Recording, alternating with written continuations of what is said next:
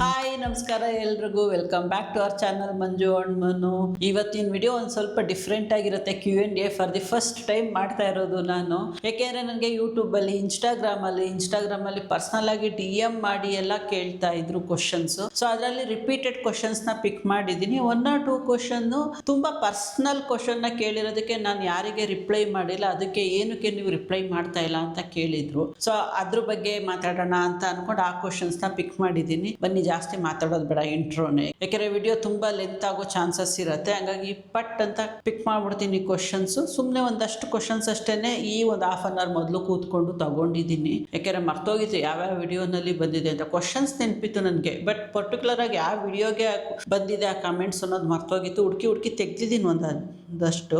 So ನನಗೆ first ಇದು ಬಂದಿರೋದು ದಿ ವೆರಿ ಫಸ್ಟ್ ಕ್ವಶನ್ನು ನಾನು ಪಿಕ್ ಮಾಡ್ತಾ ಇರೋದು. ತುಂಬ ಇಂಪಾರ್ಟೆಂಟ್ ಕ್ವಶನ್ ಕೂಡ ಇದಾಗಿತ್ತು. ಸ್ವಲ್ಪ ಲೆಂತಿ ಇದೆ, ಹಂಗಾಗಿ ನಾನೇ ಹೇಳ್ಬಿಡ್ತೀನಿ. ಇವ್ರು ಕೇಳ್ತಾ ಇರೋದು ರೀಸೆಂಟಾಗಿ ಅವರು ನಮ್ಮ IVF ಬಗ್ಗೆ ನಾವು ಮಾತಾಡಿರೋ ವಿಡಿಯೋ ನೋಡಿದ್ರಂತೆ. ಅದರಲ್ಲಿ ಆಬ್ವಿಯಸ್ಲಿ IVF ಜರ್ನಿ ಅಂದರೆ ತುಂಬ ಡಿಫಿಕಲ್ಟ್ ಆಗಿರುತ್ತೆ as a men and women, as a couple ಆಗಿ. ಅದರಲ್ಲಿ ವುಮೆನಿಗಂತೂ ಆ ಜರ್ನಿ ತುಂಬಾ ಡಿಫಿಕಲ್ಟ್ ಆಗಿರುತ್ತೆ, ಮೆಂಟಲಿ ಸ್ಟ್ರೆಸ್ಫುಲ್ ಆಗಿರುತ್ತೆ, ಅಪ್ ಆ್ಯಂಡ್ ಡೌನ್ಸ್ ಇರುತ್ತೆ. ಅಂಥ ಟೈಮಲ್ಲಿ ಹಸ್ಬೆಂಡ್ಸು ಯಾವ ಥರ ಕೋಪ್ ಅಪ್ ಮಾಡಬೇಕು ವೈಫಿಗೆ, ಅವ್ರ ಮೆಂಟಲ್ ಹೆಲ್ತ್ ಚೆನ್ನಾಗಿ ಇರಬೇಕು ಅಂತಂದರೆ, ಆ್ಯಂಡ್ ಫ್ಯಾಮಿಲಿಯವರೆಲ್ಲ ಯಾವ ರೀತಿ ಇರಬೇಕಾಗತ್ತೆ ಅವ್ರ ಜೊತೆ. ನಿಮ್ಮ ಪರ್ಸ್ನಲ್ ಎಕ್ಸ್ಪೀರಿಯನ್ಸ್ನ ಶೇರ್ ಮಾಡಿ, ಯಾವ ಥರ ನೀವು ಹ್ಯಾಂಡಲ್ ಮಾಡಿದ್ರಿ ಅನ್ನೋದನ್ನ ಕೇಳಿದ್ದಾರೆ. ಸೊ ಇದ್ರ ಬಗ್ಗೆ ಹೇಳಬೇಕು ಅಂದರೆ ಆಬ್ವಿಯಸ್ಲಿ IVF ಟ್ರೀಟ್ಮೆಂಟ್ ಅಂತಲೇ ಅಲ್ಲ, ಎನಿ ಇನ್ಫರ್ಟಿಲಿಟಿ ಟ್ರೀಟ್ಮೆಂಟ್ ಜರ್ನಿ, ಅದು ಬೇಸಿಕ್ ಟ್ರೀಟ್ಮೆಂಟಿಂದ ಹಿಡಿದು IVF ಟ್ರೀಟ್ಮೆಂಟ್ ತನಕನೂ ಆಗಿರ್ಬೋದು. ಇದು ಸ್ಟ್ರೆಸ್ಫುಲ್ ಜರ್ನಿನೇ ಆಗಿರುತ್ತೆ ಫಾರ್ ಅ ಕಪಲ್. ಇದು ಇಂಡಿವಿಜುವಲ್ ಜರ್ನಿ ಅಂತೂ ಖಂಡಿತ ಆಗಿರಲ್ಲ. ಹಸ್ಬೆಂಡ್ ಆ್ಯಂಡ್ ವೈಫ್ ಇಬ್ಬರು ಒಂದೇ ಬೋಟಲ್ಲಿ ಟ್ರಾವೆಲ್ ಮಾಡ್ತಾ ಇರ್ತಾರೆ. ಬಟ್ ಮ್ಯಾಕ್ಸಿಮಮ್ ಟ್ರೀಟ್ಮೆಂಟ್ ಎಲ್ಲ ಹುಡುಗಿಗೆ ಆಗೋದ್ರಿಂದ ಸೊ ಅವಳು ಎಮೋಷ್ನಲಿ ಬೇಗ ಡೌನ್ ಆಗೋ ಅಂಥದ್ದು, ಎಮೋಷ್ನಲಿ ಅಪ್ ಆ್ಯಂಡ್ ಡೌನ್ಸ್ ಇರುತ್ತೆ ಅವಳಿಗೆ, ಆ್ಯಂಡ್ ಫಿಸಿಕಲಿ ಪೇಯ್ನ್ಗಳಿರುತ್ತೆ. ಸೊ ಇಂಥ ಟೈಮಲ್ಲಿ ಹಸ್ಬೆಂಡ್ ಆದವರು ಅವಳ ಜೊತೆ ನಿಂತು ಅವಳಿಗೆ ಧೈರ್ಯ ತುಂಬೋದು ತುಂಬ ಇಂಪಾರ್ಟೆಂಟ್ ಆಗುತ್ತೆ. ಆ್ಯಂಡ್ ಹಸ್ಬೆಂಡ್ಸು ಕೂಡ ಅವ್ರೂ ಮೆಂಟಲ್ ಸ್ಟ್ರೆಸ್ ತಗೊತಾನೆ ಇರ್ತಾರೆ. ನನ್ನ ಪರ್ಸ್ನಲ್ ಎಕ್ಸ್ಪೀರಿಯನ್ಸ್ ನಾನು ನೋಡ್ದಂಗೆ. ಸೊ ನಾವು ಯಾವಾಗ ಡೌನ್ ಆಗ್ತೀವಿ ಅವರು ಡೌನ್ ಫೀಲ್ ಆಗ್ತಾರೆ. ಬಟ್ ಅಂಥ ಟೈಮಲ್ಲಿ ಹಸ್ಬೆಂಡ್ ಸ್ವಲ್ಪ ಚಿಯರ್ ಅಪ್ ಮಾಡಬೇಕಾಗತ್ತೆ, ವೈಫಿಗೆ ಧೈರ್ಯ ತುಂಬಬೇಕಾಗತ್ತೆ. ಆ್ಯಂಡ್ ವೈಸ ವರ್ಸ ಗಂಡ ಡೌನ್ ಫೀಲ್ ಆದಾಗ ಎಮೋಷ್ನಲಿ, ಸೊ ಹೆಂಡ್ತಿ ಆದವಳು ಧೈರ್ಯ ಕೊಡಬೇಕಾಗತ್ತೆ. ಇದ್ರ ಜೊತೆಗೆ ಫ್ಯಾಮಿಲಿ ಕೋಆಪ್ರೇಷನ್ನು ತುಂಬ ಇಂಪಾರ್ಟೆಂಟ್ ಆಗುತ್ತೆ. ಅಂದರೆ ಅವ್ರುಗಳು ಸಪೋರ್ಟ್ ಮಾಡೋದು, ಮಾರಲ್ ಸಪೋರ್ಟ್ ಆಗಿ ನಿಲ್ಲೋದು, ಅವ್ರುಗಳಿಗೆ ಧೈರ್ಯ ಕೊಡೋದು, ಜಾಸ್ತಿ ಅದ್ರ ಬಗ್ಗೆ ಏನು ಕ್ವಶನ್ಸ್ ಮಾಡ್ದಲೇ ಇರೋದು ತುಂಬ ಇಂಪಾರ್ಟೆಂಟ್ ಆಗುತ್ತೆ. ಅವ್ರ ಪಾಡಿಗೆ ಅವ್ರನ್ನ ಬಿಟ್ಬಿಟ್ರೆ ಅಲ್ಲಿ ಟ್ರೀಟ್ಮೆಂಟಿಗೆ ಫ್ರೀಯಾಗಿ ಅದು ನನ್ನ ಕೇಳೋದಾದ್ರೆ ರಿಸಲ್ಟ್ ಸ್ವಲ್ಪ ಬೇಗ ಸಿಗತ್ತೆ. ಇಲ್ಲ ಪದೇ ಅದ್ರ ಬಗ್ಗೆನೇ ಮಾತಾಡೋದು, ಅದ್ರ ಬಗ್ಗೆನೇ ಕ್ವಶನ್ಸ್ ಕೇಳೋದು, ಏನಾಯ್ತು ಎತ್ತ ಅಂತಂದರೆ ಅವರು ಸ್ಟ್ರೆಸ್ಸಿಗೆ ಹೋಗೋ ಅಂಥ ಚಾನ್ಸಸ್ ಜಾಸ್ತಿ ಇರುತ್ತೆ. ಇದು ನನ್ನ ಪರ್ಸ್ನಲ್ ಎಕ್ಸ್ಪೀರಿಯೆನ್ಸು. ಲಕ್ಕಿಲಿ ನಮ್ಮ ಫ್ಯಾಮಿಲಿ ಕೋಆಪ್ರೇಷನ್ನು ತುಂಬಾ ಚೆನ್ನಾಗಿತ್ತು ನಮಗೆ. ಇನ್ನು ಮನು ಬಗ್ಗೆ ಅಂತೂ ನೀವು ಕೇಳೋ ಹಾಗೇ ಇಲ್ಲ. ನಾನು ಯಾವಾಗ ಅಂದರೆ ಮೆಂಟಲಿ ಡೌನ್ ಆದ್ರೂ ಕೂಡ ಅವರು ನನ್ನ ಭಾಳ ಬೇಗ ಚಿಯರ್ ಅಪ್ ಮಾಡೋರು. ಆ್ಯಂಡ್ ಮೋರೋವರ್ ನಾನು ಸ್ವಲ್ಪ ಸ್ಟ್ರಾಂಗ್ ಹುಡುಗಿ ಇದ್ದೀನಿ, ತುಂಬ ಯಾವುದನ್ನೇ ಕ್ಯಾರಿ ಮಾಡಲ್ಲ. ಏನೇ ಬೇಜಾರಾದ್ರೂ, ಏನೇ ನಾನು ಮೆಂಟಲಿ ಡೌನ್ ಫೀಲ್ ಆದ್ರೂ ಬೇಗ ಕ್ವಿಕ್ಕಾಗಿ ರಿಕವರ್ ಆಗ್ತೀನಿ, ಬೇರೆ ಕೆಲಸಗಳಲ್ಲಿ ಇನ್ವಾಲ್ವ್ ಆಗ್ತೀನಿ, ಆ್ಯಂಡ್ ನನ್ನನ್ನು ನಾನು ಡೈವರ್ಟ್ ಮಾಡ್ಕೊತೀನಿ. ಸೊ ಆ ಕ್ಯಾಲಿಬರ್ ನನಗಿರೋದು ನನಗೆ ತುಂಬ ಹೆಲ್ಪ್ ಆಯಿತು. ಸೊ ನಿಮ್ಮ ಕ್ವಶನ್ಗೆ ಆನ್ಸರ್ ಸಿಕ್ತು ಅಂತ ಅನಿಸುತ್ತೆ. Husbands cooperation very much important ಈ ಇದರಲ್ಲಿ ಇನ್ಫರ್ಟಿಲಿಟಿ ಟ್ರೀಟ್ಮೆಂಟ್ ಜರ್ನಿಯಲ್ಲಿ. ಆ್ಯಂಡ್ ಟ್ರೀಟ್ಮೆಂಟ್ ಅಂತಲೇ ಅಲ್ಲ, ಅವ್ರು ನ್ಯಾಚುರಲ್ ಆಗಾರು ಟ್ರೈ ಮಾಡ್ತಾ ಇರಲಿ. ಇನ್ ಕೇಸ್ ರಿಸಲ್ಟ್ ಏನಾದರೂ ಡಿಲೇ ಆಗ್ತಿದೆ ಅಂತಂದರೆ ಕಪಲ್ ಮಧ್ಯೆ ಇರೋ ಅಂಡರ್ಸ್ಟ್ಯಾಂಡಿಂಗು, ಒಬ್ರಿಗೊಬ್ರು ಸಪೋರ್ಟಿವ್ ಆಗಿ ನಿಲ್ಲೋದು, ಒಬ್ರನ್ನೊಬ್ರು ಅರ್ಥ ಮಾಡ್ಕೊಳ್ಳೋದು ತುಂಬ ಇಂಪಾರ್ಟೆಂಟ್ ಆಗುತ್ತೆ. ಸೊ ಆ ಥರ ಯಾವಾಗ ನಾವು ಒಬ್ರನ್ನೊಬ್ರು ಕಾಮಾಗಿ ಇಟ್ಕೊತೀವಿ, ರಿಸಲ್ಟ್ ಬೇಗ ಇರುತ್ತೆ. ಸೊ ಇವಾಗ ಸೆಕೆಂಡ್ ಕ್ವಶನಿಗೆ ಹೋಗ್ತೀನಿ. ನಾನು ಆವಾಗಲೇ ಹೇಳ್ದಂಗೆ ಕೆಲವೊಂದು ಪರ್ಸ್ನಲ್ ಕ್ವಶನ್ಸ್ ಬಂದಿದೆ, ಅದಕ್ಕೆ ನಾನು ಆನ್ಸರ್ ಮಾಡ್ತಿರ್ಲಿಲ್ಲ. ಅದಕ್ಕೆ ಕೆಲವೊಬ್ರು ಕೇಳಿದ್ರು, ನೀವೇನಕ್ಕೆ ಆ ಕ್ವಶನ್ಸ್ಗೆ ಆನ್ಸರ್ ಮಾಡ್ತಾ ಇರಲ್ಲ, ಎಲ್ಲ ಕಮೆಂಟ್ಸ್ಗೂ ರಿಪ್ಲೈ ಮಾಡ್ತೀರಾ, ಇದಕ್ಕೆ ಮಾತ್ರ ಏನಕ್ಕೆ ರಿಪ್ಲೈ ಮಾಡಲ್ಲ ಅಂತ. ಇದು ನಮ್ಮ ಏಜ್ ಬಗ್ಗೆ ಆಗಿತ್ತು. ಸುಮಾರು ಜನ ಕೇಳಿದ್ರು, ನಿಮ್ಮ ಏಜ್ ಏನು, ನಿಮ್ಮ ಹಸ್ಬೆಂಡ್ ಏಜ್ ಏನು ಅಂತ. ನಾನು ಅದಕ್ಕೆ ಇನಿಷಿಯಲ್ ಡೇಸಲ್ಲಿ ರಿಪ್ಲೈ ಮಾಡಿದ್ದೀನಿ, ಮಾಡಿಲ್ಲ ಅಂತಲ್ಲ. ಆಮೇಲೆ ಸ್ಟಾಪ್ ಮಾಡಿಬಿಟ್ಟೆ. ನನಗೆ ಬೇಡ ಅನ್ನಿಸ್ತು. ಕೇಳಿದವ್ರಿಗೆಲ್ಲ ನಾನಲ್ಲಿ ಮೆನ್ಷನ್ ಮಾಡ್ಕೊಂಡು ಕೂತ್ಕೊಳ್ಳೋಕ್ಕಾಗಲ್ಲ ಅನ್ನಿಸ್ತು. ನಾನು ಇದನ್ನೇ ಅಲ್ಲ, ತುಂಬ ಯಾವ್ದು ರಿಪೀಟೆಡ್ ಕ್ವಶನ್ಸ್ ಬರುತ್ತೆ ಅದನ್ನು ಸ್ಕಿಪ್ ಮಾಡಿಬಿಡ್ತೀನಿ, ಆನ್ಸರ್ ಮಾಡಿರಲ್ಲ. ಸೊ ಇವ್ರು ಹಾಕಿರೋದು ಎಲ್ಲ ಕಮೆಂಟ್ಸ್ಗೂ ರಿಪ್ಲೈ ಮಾಡಿದ್ದೀರಾ, ಹೇಳಿದ್ದೀರಾ, ಎಲ್ಲಾನು ಹೇಳಿದ್ದೀರಾ, ಬಟ್ ಏಜ್ ಎಷ್ಟು ಅಂತ ಕೇಳಿರೋ ಸಾಕಷ್ಟು ಕಮೆಂಟ್ಸ್ಗೆ ಏಜ್ ಮಾತ್ರ ಯಾಕೆ ಹೇಳಿಲ್ಲ ನೀವು? ಏಜ್ ಹೇಳಿ, ಏನಾಗುತ್ತೆ, ಬೇರೆಯವ್ರಿಗೂ ಹೆಲ್ಪ್ ಆಗುತ್ತೆ ಅಲ್ವಾ, ಹೇಳಿ ನೀವಿಬ್ರು ಏಜ್ ಎಷ್ಟು ಅಂತ ಕೇಳಿದ್ದಾರೆ. ಇವ್ರು ಕೇಳ್ತಿರೋದೇನೋ ಓಕೆ, ನೀವು ಏನಕ್ಕೆ ಈ ಕ್ವಶನ್ಗೆ ರಿಪ್ಲೈ ಮಾಡ್ತಾ ಇಲ್ಲ ಅಂತ. ಬಟ್ ಅವ್ರಿಗೆ ಗೊತ್ತಿಲ್ಲ ಅನ್ಸುತ್ತೆ, ನಾನು ಇನಿಷಿಯಲ್ ಡೇಸಲ್ಲಿ ನಾನು ರಿಪ್ಲೈ ಮಾಡಿದ್ದೀನಿ ಈ ಕ್ವಶನ್ಸ್ಗೂ ಕೂಡ, ಬಟ್ ಆಮೇಲೆ ಸ್ಟಾಪ್ ಮಾಡಿರೋದು. ಬಟ್ ಬೇರೆಯವ್ರಿಗೆ ಹೆಲ್ಪ್ ಆಗತ್ತೆ ಅಂತ ಹೇಳಿದಾರಲ್ಲ, ನನಗೆ ಗೊತ್ತಾಗಿಲ್ಲ ಇನ್ ವಿಚ್ ವೇ. ಅದು ನನ್ನ ಏಜ್, ನನ್ನ ಏಜ್ ಆಗಲಿ, ನನ್ನ ಹಸ್ಬೆಂಡ್ ಏಜ್ ಆಗಲಿ, ಯಾವ ರೀತಿ ಹೆಲ್ಪ್ ಆಗುತ್ತೆ ಬೇರೆಯವರಿಗೆ? ಯಾವ ರೀತಿಲೂ ಹೆಲ್ಪ್ ಆಗಲ್ಲ. ಇನ್ನೊಬ್ರು ಏಜು, ಇನ್ನೊಬ್ರು ಮದುವೆ ಆಗಿ ಎಷ್ಟು ವರ್ಷ ಆಯಿತು, ಅವ್ರಿಗೆ ಏನು ಏಜ್ ಇದೆ, ಅವ್ರು ಏನು ತಿಂದರು, ಏನು ತಿನ್ನಲಿಲ್ಲ, ಇದೆಲ್ಲ ಯಾವುದೇ ರೀತಿಲಿ ಬೇರೆಯವರಿಗೆ ಹೆಲ್ಪ್ ಆಗಲ್ಲ. ಹೆಲ್ಪ್ ಆಗೋದು ಯಾವ್ದು ಗೊತ್ತಾ? ನಾನು ಎಲ್ಲಿ ಟ್ರೀಟ್ಮೆಂಟ್ ತೊಗೊಂಡೆ, ಯಾವ ಡಾಕ್ಟ್ರ್ ಹತ್ರ ತಗೊಂಡೆ, ಯಾವ ಟ್ರೀಟ್ಮೆಂಟ್ ತೊಗೊಂಡಿದ್ದೀನಿ, ಇದರಿಂದ ಅವ್ರಿಗೇನಾದರೂ ಹೆಲ್ಪ್ ಆಗ್ಬೋದಾ ಅಂತ ಇದ್ದರೆ ನಾನು ಅದಕ್ಕೋಸ್ಕರನೇ ಕೂತ್ಕೊಂಡು IVF ಟ್ರೀಟ್ಮೆಂಟ್ ಜರ್ನಿ ವಿಡಿಯೋ ಮಾಡಿದ್ದು, ಬೇರೆಯವ್ರಿಗೆ ಹೆಲ್ಪ್ ಆಗಲಿ ಅಂತಾನೆ. ನಿಮಗೆ ನನ್ನ ಏಜ್ ತಿಳ್ಕೊಂಡ ತಕ್ಷಣ ನಿಮಗೆ ಹೆಲ್ಪ್ ಆಗತ್ತೆ ಅಂತ ನಿಮಗೆ ಅನ್ಸರೆ ಅದು ನನಗೂ ಅನ್ನಿಸ್ಬೇಕಲ್ವ? ನೀವು ಕೇಳೋದಾದರೆ ನನ್ನ ಏಜ್ ಆಗಲಿ, ನನ್ನ ಹಸ್ಬೆಂಡ್ ಏಜ್ ಆಗಲಿ, ಬೇರೆಯವರಿಗೆ 0.001% ಕೂಡ ಯಾವುದೇ ರೀತಿ ಹೆಲ್ಪ್ ಮಾಡಲ್ಲ. And it's a pure personal ಕ್ವಶನ್ನು. ನೀವೇನಕ್ಕೆ ಅದಕ್ಕೆ ಆನ್ಸರ್ ಮಾಡ್ತಾ ಇಲ್ಲ ಅಂತ ನೀವು ಕೇಳೋದಕ್ಕೇ ಬರಲ್ಲ, ಯಾಕೆಂದರೆ ಇದು ಪರ್ಸ್ನಲ್ ಚಾಯ್ಸ್ ಆಗುತ್ತೆ, ನಾನು ಹೇಳ್ಬೇಕಾ ಬೇಡವಾ ಅಂತ ಅನ್ನೋದು. ಸೊ ಜನರಲ್ ಆಗಿ ಕೇಳಿದಾಗ ಆಬ್ವಿಯಸ್ಲಿ ಜನರಲ್ ಕ್ವಶನ್ಸ್ಗೆ ಆನ್ಸರ್ ಮಾಡಿರ್ತೀನಿ. ನಮಗೂ ಕೆಲವೊಂದು ಬೌಂಡ್ರೀಸ್ ಇರುತ್ತಲ್ವ, ನಮ್ಮ ತೀರಾ ಪರ್ಸ್ನಲ್ ವಿಷಯನ ಟಚ್ ಮಾಡಕ್ಕೆ ಬಂದಾಗ ನಾವು ಅಲ್ಲೇ ಅವಾಯ್ಡ್ ಮಾಡ್ತೀವಿ, ಅದನ್ನು ಟಚ್ಚೇ ಮಾಡೋಕ್ಕೆ ಹೋಗಲ್ಲ ನಾವು, ಅದರಿಂದ ದೂರ ಇರ್ತೀವಿ. ಸೊ ಇದು ಅಷ್ಟೇ, ಇನಿಷಿಯಲ್ ಡೇಸಲ್ಲಿ ಆನ್ಸರ್ ಮಾಡಿದ್ದೀನಿ ಇಲ್ಲ ಅಂತಲ್ಲ, ಆಮೇಲೆ ಸ್ಟಾಪ್ ಮಾಡಿದೆ. ಯಾಕೆಂದರೆ ಎಷ್ಟು ಸರಿ ಅಂತ ಅದನ್ನೇ ಆನ್ಸರ್ ಮಾಡ್ಕೊಂಡು ಹೋಗೋದು. ಈಗನೂ ಅಷ್ಟೇ, ಈ ಕ್ವಶನ್ನ ನಾನು ಸ್ಕಿಪ್ ಮಾಡ್ತಾ ಇದ್ದೀನಿ. ನಿಮಗೆ ನನ್ನ ಆನ್ಸರ್ ಸಿಕ್ತು ಅನಿಸುತ್ತೆ, ಏನಕ್ಕೆ ನಾನು ಅದಕ್ಕೆ ಆನ್ಸರ್ ಮಾಡ್ತಾ ಇಲ್ಲ ಅಂತ ನಿಮ್ಗೆ ಅಷ್ಟು ಕ್ಯೂರಿಯಾಸಿಟಿ ಇದ್ದರೆ ನಂದು ಓಲ್ಡ್ ಕಮೆಂಟ್ಸಲ್ಲಿ ನಾನು ರಿಪ್ಲೈ ಮಾಡಿದ್ದೀನಿ, ಅದಕ್ಕೆ ಹೋಗಿ ನೀವು ನೋಡಿ. ಅದ್ರಿಗೆ ಈ ಕಮೆಂಟಿಗೆ ನಾನು ರಿಪ್ಲೈ ಕೂಡ ಮಾಡಿದೆ. ಅದಕ್ಕೆ ಅವ್ರು ರಿಟರ್ನ್ ನನಗೆ ರಿಪ್ಲೈ ಮಾಡಿದ್ರು, ನಿಮ್ಮಿಬ್ರು ನೋಡಿದ್ರೆ 40 ಕ್ರಾಸ್ ಆಗಿದ್ದೀರಾ ಅನ್ಸುತ್ತೆ ನನಗೆ, ಅದಕ್ಕೆ ನೀವು ರಿಪ್ಲೈ ಮಾಡ್ತಾ ಇಲ್ಲ ಅಂತ. ಇದು ಯಾವ ಥರ ಅಂತ ನನಗೆ ಗೊತ್ತಾಗಲಿಲ್ಲ. 40 ಕ್ರಾಸ್ ಆಗಿ, ಇನ್ ಕೇಸ್ ನನಗೆ 40 ಕ್ರಾಸ್ ಆಗಿದ್ದಿದ್ರೆ 40 ಕ್ರಾಸ್ ಆಗಿದೆ ಅಂತ ಹೇಳ್ಕೊಳ್ಳೋದಕ್ಕೆ ನನಗೇನು ಅವಮಾನ ಇಲ್ಲ. ನಾನು ಹೇಳ್ಕೊಂಡಿಲ್ಲ ಅಂದ ತಕ್ಷಣ ನನ್ನ ಏಜ್ ಕಮ್ಮಿನೂ ಆಗಲ್ಲ, ಜಾಸ್ತಿನೂ ಆಗಲ್ಲ, ಆಯಿತಾ? ಈಗಲೂ ನಾನು ಅದನ್ನು ಟಚ್ ಮಾಡಲ್ಲ. ನೀವು 40 ಕ್ರಾಸ್ ಆಗಿದೆ ಅಂದರೆ 40ನೇ ಅಂತಲೇ ಅಂದ್ಕೊಳ್ಳಿ, ಇಲ್ಲ 50ನೇ ಕ್ರಾಸ್ ಆಗಿದೆ ಅಂದ್ರೂ ನನಗೇನು ಬೇಜಾರಿಲ್ಲ. ನೀವು ಹೇಳಿದ ತಕ್ಷಣವೂ ನಂದೇನು ವೇರಿಯೇಷನ್ ಆಗಲ್ಲ. ಇದನ್ನೇ ನಾನು IVF ಟ್ರೀಟ್ಮೆಂಟ್ ಜರ್ನಿ ವಿಡಿಯೋದಲ್ಲೂ ಹೇಳಿದ್ದೀನಿ ನಾನು. ನೀವು ನನ್ನ ಏಜ್ ಆಗಲಿ, ನನ್ನ ಹಸ್ಬೆಂಡ್ ಏಜ್ ಆಗಲಿ, ನಾನು 18 ವರ್ಷದ ಹುಡುಗಿ ಥರ ಕಾಣಿಸ್ತಾ ಇದ್ದೀರಾ ನೀವು ಅಂದ ತಕ್ಷಣ ನಾನು 18 ವರ್ಷದ ಹುಡುಗಿನೂ ಆಗಲ್ಲ. ನೀವು 40 ವರ್ಷದವಳ ಥರ ಕಾಣಿಸ್ತಾ ಇದ್ದೀರಾ ಅಂದ ತಕ್ಷಣ ನಾನು 40 ವರ್ಷದವಳು ಕೂಡ ಆಗಲ್ಲ. ನನ್ನ ಏಜ್ ಏನಿರುತ್ತೆ ಆ್ಯಕ್ಚುಯಲ್ ಫ್ಯಾಕ್ಟು ಅದೇ ಏಜ್ ಇರುತ್ತೆ. ಸೊ ಈ ಕ್ವಶನ್ನು ನನಗೆ ಆನ್ಸರ್ ಮಾಡೋಕ್ಕೆ ಇಷ್ಟ ಇಲ್ಲ, ಸೊ ಸ್ಕಿಪ್ ಮಾಡಿ ಮುಂದೆ ಹೋಗ್ತಾ ಇದ್ದೀನಿ. ಬೇಜಾರು ಮಾಡ್ಕೋಬೇಡಿ. ನಿಮಗೆ ಆವಾಗಲೇ ಹೇಳ್ದಂಗೆ ತುಂಬ ಕ್ಯೂರಿಯಾಸಿಟಿ ಇದ್ದರೆ ಹಳೆ ಕಮೆಂಟ್ಸಲ್ಲಿ ರಿಪ್ಲೈ ಮಾಡಿದ್ದೀನಿ. ನಿಮ್ಮ ಹತ್ರ ಪೇಷನ್ಸ್ ಇದ್ದರೆ, ಟೈಮ್ ಇದ್ದರೆ ಪ್ಲೀಸ್ ಹೋಗಿ ಹಳೆ ಕಮೆಂಟ್ಸ್ನ ನೋಡಿ. ಅಷ್ಟೊಂದು ಕ್ಯೂರಿಯಾಸಿಟಿ ಇದ್ದರೆ ಇನ್ನು ಮುಂದೆ ನಾನು ಈ ಕ್ವಶನ್ಗೆ ಆನ್ಸರ್ ಮಾಡಲ್ಲ. ಸೊ ನೆಕ್ಸ್ಟ್ ಕ್ವಶನ್ನು, ಇದು ತುಂಬ ಇಂಟ್ರೆಸ್ಟಿಂಗ್ ಕ್ವಶನ್ ಆ್ಯಂಡ್ ಯೂಸ್ಫುಲ್ ಕೂಡ. ನಂತರ ಯಾರೆಲ್ಲ ಇನ್ಫ್ಯಾಂಟ್ ಬೇಬಿಗೆ ಮದರ್ಸ್ ಇರ್ತಾರೆ ಅವರಿಗೆ ತುಂಬ ಹೆಲ್ಪ್ ಆಗುತ್ತೆ. ಆಯ್ ಮಂಜು ಅವರೇ, ಅಪ್ಪುಗೆ ಕೈ ಚೀಲ ಹಾಕಿದ್ದೀರಲ್ಲ ಅದನ್ನು ತೆಗೀರಿ, ಯಾಕಂದರೆ ಮಗು ನಿಮ್ಮನ್ನು ಟಚ್ ಮಾಡಬೇಕು. ಸ್ಕಿನ್ ಟು ಸ್ಕಿನ್ ಟಚ್ ಆದರೆ ಮಗುಗೆ ಜಲ್ದಿ ಫೀಲಿಂಗ್ ಬರುತ್ತೆ ಅಮ್ಮ ಅನ್ನೋದು. It's very much true. Skin to skin touch ಇದ್ದಾಗ ಅಮ್ಮ ಮಗು ಮಧ್ಯೆ ಬಾಂಡಿಂಗು ತುಂಬ ಚೆನ್ನಾಗಿರುತ್ತೆ. ಬಟ್ ಇಲ್ಲಿ ಏನಂದರೆ ಅವ್ರು ಕೈ ಚೀಲ ಅಂತ ಹೇಳ್ತಾ ಇರೋದು ಮಿಟ್ಟನ್ಸ್ನ ಇನ್ಫ್ಯಾಂಟ್ ಬೇಬೀಸ್ಗೆ ಹಾಕೋದು ತುಂಬ ಇಂಪಾರ್ಟೆಂಟ್ ಆಗುತ್ತೆ. ಸ್ಪೆಷಲಿ ಅವ್ರು ಯಾವಾಗ ಎಚ್ಚರ ಇರ್ತಾರಲ್ಲ ಅವಾಗ, ಅವ್ರು ಮಲಗಿದಾಗ ನೆಸೆಸಿಟಿ ಇರಲ್ಲ, ಅವರು ಎಚ್ಚರ ಇದ್ದಾಗ ಮಿಟ್ಟನ್ಸ್ ಹಾಕೋದು ತುಂಬ ಇಂಪಾರ್ಟೆಂಟ್ ಆಗುತ್ತೆ. ಯಾಕೆಂದರೆ ಅವ್ರಿಗೆ ನೈಲ್ಸು ನಾವು ಏನೇ ಕಟ್ ಮಾಡಿದ್ರು ಅದು ಒಂದು ಸ್ವಲ್ಪನಾದ್ರು ಶಾರ್ಪ್ ಇದ್ದೇ ಇರುತ್ತೆ. ಅವರು ಫೇಸ್ನ ಸ್ಕ್ರ್ಯಾಚ್ ಮಾಡ್ಕೊಳ್ಳೋದು, ಆಮೇಲೆ ಪದೇ ಪದೇ ಕಣ್ಣು ಮುಟ್ಕೊಳ್ಳೋದು, ಕಣ್ಣು ಒಳಗಡೆ ಎಲ್ಲ ಫಿಂಗರ್ಸ್ನ ಹಾಕೋದು ಮಾಡ್ತಾ ಇರ್ತಾರೆ.